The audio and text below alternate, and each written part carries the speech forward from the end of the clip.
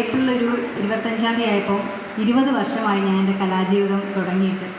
അപ്പോൾ ശരിക്കും ഇങ്ങനെയുള്ളൊരു കലാപരിപാടിയിൽ എത്താൻ കഴിഞ്ഞതിലും ഈ ഒരു 20 വർഷം എൻ്റെ ഒരു കലാജീവിതം മുന്നോട്ട് കൊണ്ടുപോകാൻ കഴിഞ്ഞതിൽ ഒരുപാട് സന്തോഷമുണ്ട്. ഇതുപോലെ ഇവിടുത്തെ ആർച്ച ടീച്ചറാണ് നിങ്ങളുടെ ഈ ഒരു സ്കൂളിൻ്റെ എല്ലാം. അതുപോലെ എൻ്റെ കലാപരമായിട്ടുള്ള ഒരു ജീവിതത്തിനും തുടക്കം കുറിച്ചത് എൻ്റെ ഒരു ടീച്ചർ തന്നെയാണ്.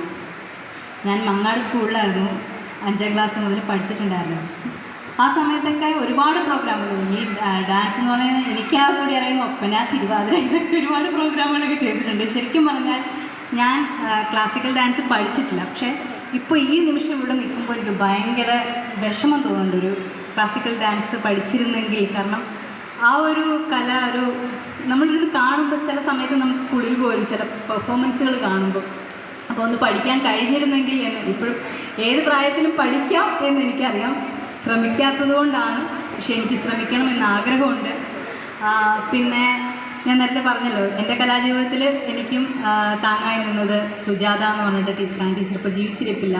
പക്ഷേ പുള്ളിക്കാരിയാണ് എന്നെ ആദ്യമായിട്ടൊരു സിംഗിളായിട്ടൊരു നാടോടി നൃത്തം എന്നെ ഒരു ടീച്ചറെ കൊണ്ട് പഠിപ്പിച്ച് എന്നെ സ്റ്റേജിൽ കയറ്റി കളിപ്പിച്ചതൊക്കെ ആ ടീച്ചറാണ്. അപ്പോൾ എനിക്ക് അതുപോലെ ഒരു ഗുരു ഉള്ളതുപോലെ തന്നെ ഇവിടുത്തെ കുട്ടികളുടെ ഏറ്റവും പ്രധാന ഗുരുവാണ് ആർച്ച ടീച്ചർ. അപ്പോൾ ടീച്ചറിനും ഈ അക്കാദമിക്കും എല്ലാവിധ ആശംസകളും നേരുന്നു. ഇപ്പോൾ 2 ബ്രാഞ്ചുകളാണുള്ളത്. ഒരുപാട് ബ്രാഞ്ചുകൾ ഉണ്ടാവട്ടെ എന്ന് ആശംസിക്കുന്നു, പ്രാർത്ഥിക്കുന്നു.